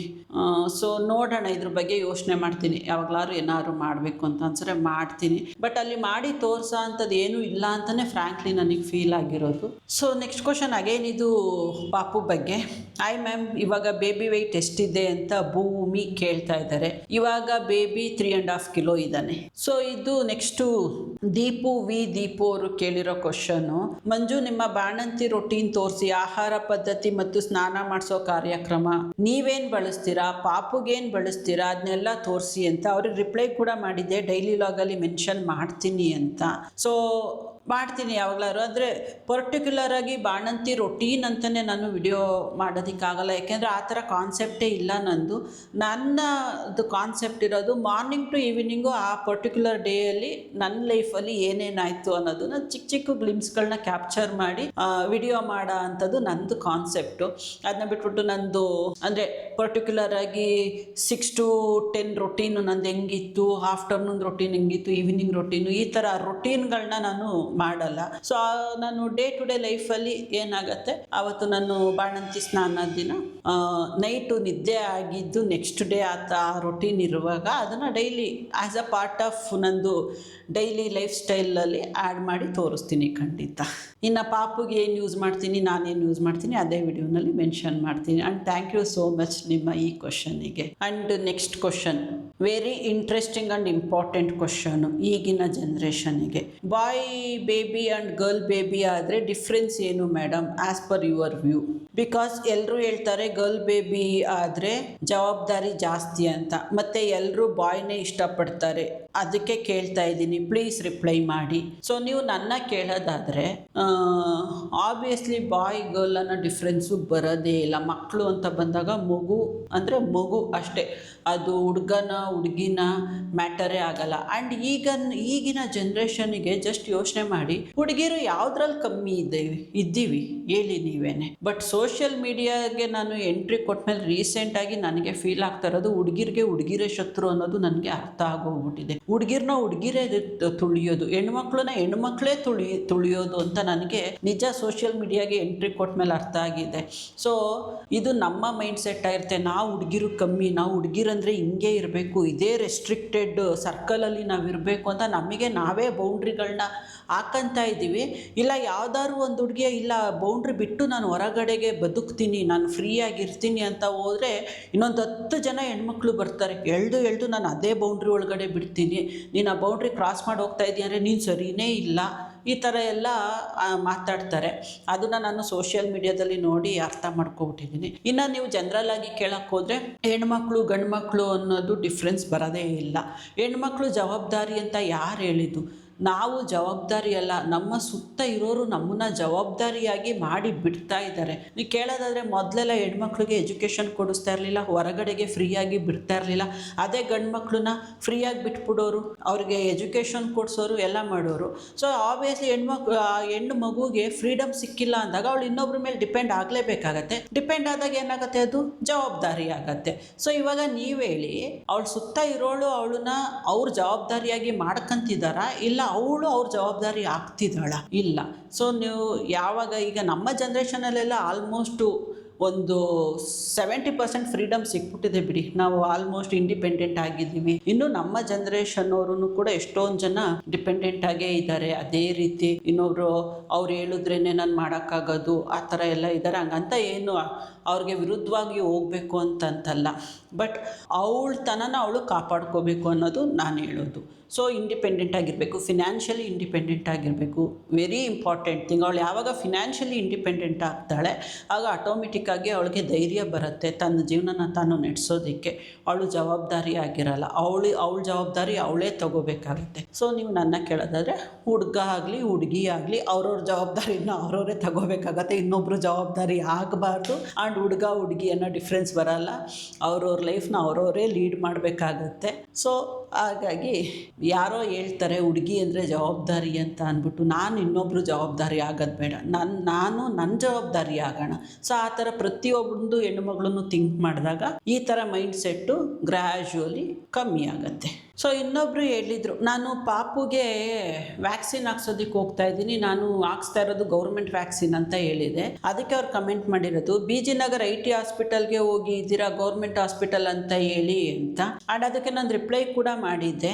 BG ನಗರ್ IT ಹಾಸ್ಪಿಟಲಲ್ಲೇ ನಾನು ಇಂಜೆಕ್ಷನ್ ಹಾಕ್ಸಿದ್ದು. ನಾನು ಯಾವುದೇ ಗೌರ್ಮೆಂಟ್ ಹಾಸ್ಪಿಟಲಲ್ಲಿ ಹಾಕ್ಸ್ಲಿಲ್ಲ. ಗೌರ್ಮೆಂಟ್ ಹಾಸ್ಪಿಟಲಲ್ಲಿ ಹಾಕ್ಸ್ಬಾರ್ದು ಅಂತಲ್ಲ, ನನಗೆ ನಿಯರೆಸ್ಟ್ ಇರೋ hospital BG Nagar IT hospital. And ಆ ಹಾಸ್ಪಿಟಲಲ್ಲೂ ಕೂಡ ಅದು ಗೌರ್ಮೆಂಟ್ ಹಾಸ್ಪಿಟಲ್ ಜೊತೆ ಅವರು ಟೈಅಪ್ ಆಗಿರೋದ್ರಿಂದ ಅಲ್ಲಿ ಗೌರ್ಮೆಂಟಿಂದ ಸಿಗೋ ಎಲ್ಲ ಮೆಡಿಕಲ್ ಫೆಸಿಲಿಟಿ ಕೂಡ ಅಲ್ಲಿ BG ನಗರ್ IT ಹಾಸ್ಪಿಟಲಲ್ಲಿ ಸಿಗುತ್ತೆ. ಗೌರ್ಮೆಂಟ್ ವ್ಯಾಕ್ಸಿನು ಅವೈಲಬಿಲಿಟಿ ಇದೆ. ಸೊ ಹಾಗಾಗಿ ನನಗೆ ನಿಯರೆಸ್ಟ್ ಹಾಸ್ಪಿಟಲ್ ಅದಾಗಿದ್ದರಿಂದ ನಾನು ಅಲ್ಲಿ ಹೋಗಿ ವ್ಯಾಕ್ಸಿನ್ ಹಾಕ್ಸಿದ್ದು ಪಾಪುಗೆ ಅಷ್ಟೇ. ಆ್ಯಂಡ್ ನಮ್ಮ ತಂದೆ ಡಿಪಾರ್ಟ್ಮೆಂಟಲ್ಲೇ ಇದ್ದಿದ್ದು, ಗೌರ್ಮೆಂಟ್ ಹಾಸ್ಪಿಟಲಲ್ಲೇ ಅವರು ಹೆಲ್ತ್ ಸೂಪರ್ವೈಸರ್ ಆಗಿ ವರ್ಕ್ ಮಾಡಿ ರಿಟೈರ್ಡ್ ಆಗಿರೋದು. ಹಂಗಾಗಿ ನನಗೆ ಗೌರ್ಮೆಂಟ್ ಹಾಸ್ಪಿಟಲ್ಗೆ ನಾವೇನು ಹೋಗಿಲ್ಲ ಅಂತಲ್ಲ, ನಾವು ಮಕ್ಕಳಾಗಿದ್ದಾಗ ನಮಗೆ ಗೌರ್ಮೆಂಟ್ ಹಾಸ್ಪಿಟಲಲ್ಲೇ ಟ್ರೀಟ್ಮೆಂಟ್ ಕೊಡಿಸ್ತಾ ಇದ್ದಿದ್ದು. ಈಗನೂ ಏನಾದ್ರೂ ಗೌರ್ಮೆಂಟ್ ನಾವೇನಾದ್ರು ಆ ಕಡೆ ಹೋಗಿ ಏನಾದರೂ ತೋರಿಸ್ಕೊಳ್ಳೋ ಅಂಥದ್ದಿತ್ತು ಅಂದರೆ ಗೌರ್ಮೆಂಟ್ ಹಾಸ್ಪಿಟಲ್ಗೆ ಹೋಗಿ ತೋರಿಸ್ಕೊಂಡು ಬರ್ತೀವಿ. ನಾವೇನು ಪ್ರೈವೇಟ್ಗೆ ಹೋಗಬೇಕು ಆ ಥರ ಎಲ್ಲ ಏನಿಲ್ಲ. ಒಟ್ಟಿನಲ್ಲಿ ಡಾಕ್ಟ್ರು ಚೆನ್ನಾಗಿ ನೋಡ್ತಾರಾ, ಅದು ಪ್ರೈವೇಟ್ ಆದ್ರೇನು ಗೌರ್ಮೆಂಟ್ ಆದ್ರೇನು, ಡಾಕ್ಟ್ರು ಚೆನ್ನಾಗಿ ನೋಡ್ತಿದ್ದಾರೆ ಅಂದರೆ ಹೋಗಿ ತೋರಿಸ್ಕೊತೀವಿ. ಆ್ಯಂಡ್ ಇನ್ನೊಂದು ಆ್ಯಂಡ್ ಲಾಸ್ಟ್ ಕ್ವಶನ್ನು, ಇದೇ ಫಸ್ಟ್ ಮಗುನ ಏಜ್ ಎಷ್ಟು ಹೇಳಿ, ಟೋಟಲ್ ಕಾಸ್ಟ್ ಎಷ್ಟಾಯಿತು? ಇದೇ ಫಸ್ಟ್ ಮಗುನ? ಹೌದು, ಇದೇ ಫಸ್ಟ್ ಮಗು ನಮಗೆ. ನಿಮ್ಮ ಏಜ್ ಎಷ್ಟು ಹೇಳಿ, ಇದು ನಿಮಗೆ ಖಂಡಿತ ಮ್ಯಾಟರ್ ಆಗಲ್ಲ. ಇದು ಪವನ ಲಾಕ್ಸ್ ಅವ್ರು ಕೇಳ್ತಾ ಇರೋದು. ಆ್ಯಂಡ್ IVFಗೆ ಕಾಸ್ಟ್ ಎಷ್ಟಾಯಿತು ನಾನು ರಿಪ್ಲೈ ಕೂಡ ಮಾಡಿದ್ದೀನಿ ಅವರಿಗೆ. ಸೊ ಇವರೆಲ್ಲ ನನ್ನ ಸುಮಾರು ಜನ ಕೇಳಿದ್ದೀರಾ ನಿಮ್ಗೆ IVFಗೆ ಎಷ್ಟು ದುಡ್ಡಾಯಿತು ಏನು ಅಂತ. ಫ್ರ್ಯಾಂಕಾಗಿ ಹೇಳ್ತಾ ಇದ್ದೀನಿ, ನಾನು IVF ಟ್ರೀಟ್ಮೆಂಟ್ ಅಲ್ಲ, ನಾವು ಬೇಸಿಕ್ ಟ್ರೀಟ್ಮೆಂಟ್ ಸ್ಟಾರ್ಟ್ ಮಾಡಿದ್ವಲ್ಲ, ನಾವು ಆವಾಗಲೇ ಡಿಸೈಡ್ ಮಾಡಿದ್ವಿ ಏನೇ ಖರ್ಚಾಗಲಿ ಎಷ್ಟೇ ಖರ್ಚಾಗಲಿ ನಾವು ಈ ವಿಚಾರದಲ್ಲಿ ಲೆಕ್ಕ ಇಡಬಾರ್ದು ಅಂತ. ಬಾಕಿದ್ರಲ್ಲೆಲ್ಲ ನಾವು ಲೆಕ್ಕ ಇಡ್ತೀವಿ, ಎಷ್ಟು ಖರ್ಚಾಯಿತು ಏನು, ಎಲ್ಲಿ ಎಷ್ಟು ಖರ್ಚು ಮಾಡಿದ್ವಿ ಎತ್ತ ಏನು ಅಂತ. ಬಟ್ ಈ ವಿಚಾರದಲ್ಲಿ ನಾವು ಡಿಸೈಡ್ ಮಾಡಿದ್ವಿ ಇದು ನಮ್ಮ ಲೈಫಿಗೆ ತುಂಬ ಇಂಪಾರ್ಟೆಂಟ್ ಆಗಿರೋದ್ರಿಂದ ಇಲ್ಲಿ ನಾವು ಲೆಕ್ಕಾಚಾರ ಇಟ್ಕೋಬಾರ್ದು ಎಷ್ಟು ಖರ್ಚಾಗತ್ತೆ ಏನು ಅಂತ. ಫ್ರಮ್ ದಿ ಡೇ ಒನ್ ನಾವು ಬೇಸಿಕ್ ಟ್ರೀಟ್ಮೆಂಟ್ ಸ್ಟಾರ್ಟ್ ಮಾಡಿದಾಗ್ಲಿಂದ ಹಿಡಿದು ಡೆಲಿವರಿ ಆಗಿ ಪಾಪುನ ಮನೆ ಕರ್ಕೊಂಡು ಬರೋ ತನಕನೂ ನಮಗೆ ನಾವು ಎಲ್ಲಿ ಎಷ್ಟು ಖರ್ಚಾಯಿತು ಏನು ಎತ್ತ ಅಂತ ನಾವು ಲೆಕ್ಕನೇ ಇಟ್ಟಿಲ್ಲ. ಹಂಗಾಗಿ ನನಗೆ ಹೇಳೋದಕ್ಕೆ ಬರಲ್ಲ ಎಷ್ಟು ಖರ್ಚಾಗಿದೆ ನಮಗೆ IVF ಟ್ರೀಟ್ಮೆಂಟಿಗೆ ಅಂತ. ಇನ್ಫ್ಯಾಕ್ಟ್ ನಾವು ಡೆಲಿವರಿ ಖರ್ಚು ನಾನು ಲೆಕ್ಕ ಇಟ್ಟಿಲ್ಲ ಎಷ್ಟಾಗಿದೆ ಏನು ಅಂತ. ಬಿಲ್ ತೆಗೆದು ನೋಡಿದ್ರೆ ಗೊತ್ತಾಗ್ಬೋದೇನೋ, ಏಕೆಂದರೆ ಪಾಪುದೇ ಬೇರೆ ಬಿಲ್ಲು ನಂದೇ ಬೇರೆ ಬಿಲ್ಲು ಎಲ್ಲ ಬಂದಿರೋದ್ರಿಂದ ನಾವು ಟೋಟಲ್ ಆಗಿ ಇಷ್ಟಾಗಿದೆ ಅಂತ ನಾವು ಕೌಂಟೇ ಮಾಡಿಲ್ಲ. ಹಂಗೆ IVF ಟ್ರೀಟ್ಮೆಂಟು ನಾವು ಮಾಡಿಲ್ಲ. ಅದರಲ್ಲೂ IVF ಟ್ರೀಟ್ಮೆಂಟಲ್ಲಿ ನಾವು ಸ್ಟೇಜ್ ಬೈ ಸ್ಟೇಜ್ ಖರ್ಚು ಮಾಡ್ತೀವಿ. ಎಲ್ಲ ಹೋಗಿ ಒಂದ್ಸರಿ ಲಂಸಮ್ ಅಮೌಂಟ್ ಕಟ್ಟಲ್ಲ. ಅವತ್ತಿಗೆ ಏನು ಟ್ರೀಟ್ಮೆಂಟ್ ಕೊಡ್ತಾರೆ ಅದಕ್ಕೆ ನಮಗೆ ಬಿಲ್ ಪೇ ಮಾಡಿಸ್ಕೊಂಡು ಕಳಿಸೋದ್ರಿಂದ ನಾನಂತೂ ಲೆಕ್ಕನೇ ಇಟ್ಟಿಲ್ಲ, ಅದನ್ನು ಎಷ್ಟಾಗಿದೆ ಏನು ಅಂತ ಗೊತ್ತಿಲ್ಲ. ಆ್ಯಂಡ್ ನಾವು ಟ್ರೀಟ್ಮೆಂಟ್ ತೊಗೊಂಡು ಅಲ್ಲೇ 2 years ಆಯಿತು ನಾವು ಟ್ರೀಟ್ಮೆಂಟ್ ಸ್ಟಾರ್ಟ್ ಮಾಡಿ. ಆಯಿತಾ, ನಾವು ಟ್ರೀಟ್ಮೆಂಟ್ ಸ್ಟಾರ್ಟ್ ಮಾಡಿದಾಗ ಇದ್ದಿದ್ದ ಪ್ರೈಸೇ ಬೇರೆ. ನನಗೆ ಕನ್ಸೆಪ್ಷನ್ ಆಗಿ ನನಗೆ ಅಲ್ಲಿ ನನ್ನ ಹಾಸ್ಪಿಟ್ಲಿಂದ IVF ಹಾಸ್ಪಿಟ್ಲಿಂದ ನನ್ನ ಗೈನೋಕಾಲಜಿಸ್ಟ್ ಹತ್ರಕ್ಕೆ ರಿಲೀಸ್ ಮಾಡಬೇಕಂದ್ರೆ ಇದ್ದಿದ್ದು ಪ್ರೈಸೇ ಬೇರೆ. ಆ್ಯಂಡ್ ಇವಾಗ ನಾನು ರಿಲೀಸ್ ಆಗಿದ್ದು ಯಾವಾಗ ನನಗೆ 3.5 months ಇದ್ದಾಗ, ಈಗ ಆಲೇ ನನ್ನ ಪಾಪುಗೆನೆ 1.5 month ಆಗಿದೆ, ಆಲೇ ಒಂದು 7, 8, 9 months. ಸೊ ಇವಾಗ ಆಬ್ವಿಯಸ್ಲಿ ಪ್ರೈಸ್ ಬೇರೆ ಇರುತ್ತೆ. ಸೊ ಬೆಟರು ನೀವು ಎಲ್ಲಿ ಟ್ರೀಟ್ಮೆಂಟ್ ತಗೊಳಕ್ಕೆ ಹೋಗ್ತೀರಾ ಹಾಸ್ಪಿಟ್ಲಲ್ಲಿ ವಿಚಾರಿಸಿ ಅವ್ರದ್ದು ಏನು ಪ್ರೈಸ್ ಇದೆ ಅವತ್ತಿಂದು ಅಂತ, ಅದ್ರ ತಕ್ಕಂಗೆ ಹೋಗೋದು ಬೆಟರ್ ಅನ್ಸುತ್ತೆ. ಆ್ಯಂಡ್ ಟ್ರೀಟ್ಮೆಂಟ್ ಮೇಲೂ ಅದು ಡಿಪೆಂಡ್ ಆಗುತ್ತೆ. ಎಲ್ರಿಗೂ ಒಂದೇ ಥರ ಟ್ರೀಟ್ಮೆಂಟ್ ಇರಲ್ಲ. ಆ ಕಪ್ಪಲಿಗೆ ಏನು ಇಶ್ಯೂ ಇರುತ್ತೆ ಆ ಇಶ್ಯೂ ಬೇಸಿಸ್ ಮೇಲೆ ಅವರು ಟ್ರೀಟ್ ಮಾಡೋದ್ರಿಂದ ಅವ್ರಿಗೆ ಏನು ಟ್ರೀಟ್ಮೆಂಟ್ ಆಗುತ್ತೆ ಅದ್ರ ತಕ್ಕಂಗೆ ಪ್ರೈಸ್ ಇರುತ್ತೆ. ಸೊ ಇಷ್ಟೇ ಆಗತ್ತೆ ಅಷ್ಟೇ ಆಗತ್ತೆ ಅಂತ ಅಂದಾಜಲ್ಲೂ ಕೂಡ ಹೇಳೋಕ್ಕಾಗಲ್ಲ. ನಮ್ಮದು ನಾವು ಲೆಕ್ಕನೇ ಇಟ್ಟಿಲ್ಲ. ಸೊ ಇಷ್ಟ ಆಗಿತ್ತು Q&A ಸೆಷನು. ನಿಮ್ಗೆಲ್ರಿಗೂ ಇಷ್ಟ ಆಯಿತು ಅಂತ ಅಂದ್ಕೊತೀನಿ. ಇನ್ನೇನೋ ರಿಪೀಟೆಡ್ ಕ್ವಶನ್ಸ್ನ ಅಷ್ಟೇ ಪಿಕ್ ಮಾಡಿ ನಾನು ಆನ್ಸರ್ ಮಾಡಿರೋದು. ಇನ್ನೂ ಏನಾದ್ರು ಕ್ವಶನ್ಸ್ ಇತ್ತು ಅಂತ ಅಂದರೆ ಹೇಳಿ, ನಾನು ಡೈಲಿ ಲಾಗಲ್ಲಿ ಆನ್ಸರ್ ಮಾಡ್ತೀನಿ. ಈ ಥರ ಇನ್ನೊಂದ್ಸರಿ Q&A ಕೂತ್ಕೊಂಡು ಮಾಡ್ತೀನ ಗೊತ್ತಿಲ್ಲ, ಬಟ್ ಶಾರ್ಟ್ ಪೀರಿಯಡಲ್ಲಂತೂ ಮಾಡಲ್ಲ. ಏನಾದ್ರು ತುಂಬ ರಿಪೀಟೆಡ್ ಕ್ವಶನ್ ಇದು ಅದು ಆನ್ಸರ್ ಮಾಡೋ ಅಂತ ಕ್ವಶನ್ ಆಗಿದ್ರೆ ನಾನು ಡೈಲಿ ಲಾಗಲ್ಲಿ ಮಾಡ್ತೀನಿ. ಇನ್ನೊಂದು, ನಾನು ಮ್ಯಾಕ್ಸಿಮಮ್ ಕಮೆಂಟ್ಸ್ಗಳಿಗೆ ಅಲ್ಲಲ್ಲೇ ರಿಪ್ಲೈ ಮಾಡಿಬಿಡ್ತೀನಿ. ಅದು ತೀರಾ ಪರ್ಸ್ನಲ್ ಕ್ವಶನ್ ಅಂದಾಗ ಮಾತ್ರ ನಾನು ಟಚ್ ಮಾಡಲ್ಲ, ಅದರ್ವೈಸ್ ನಾನು ಅಲ್ಲೇ ರಿಪ್ಲೈ ಮಾಡಿರ್ತೀನಿ. ಸೊ ಹಾಗಾಗಿ ನಿಮ್ಗೆ ಅಲ್ಲಲ್ಲೇ ಆನ್ಸರ್ ಸಿಗತ್ತೆ. ಸೊ ಈ ವಿಡಿಯೋ ನಿಮ್ಮೆಲ್ರಿಗೂ ಇಷ್ಟ ಆಗಿದೆ ಅಂತ ಅನ್ಕೊತೀನಿ. ಸೊ ಎನಿವೇಸ್ ಸಿಗೋಣ ನೆಕ್ಸ್ಟ್ ವಿಡಿಯೋದಲ್ಲಿ. Until then take care, bye, good night. Moving like it's an emergency. We gotta check out, it's close to 11, so baby ride it with some urgency. I'm just here for the fun part, cause I'm good on the money part.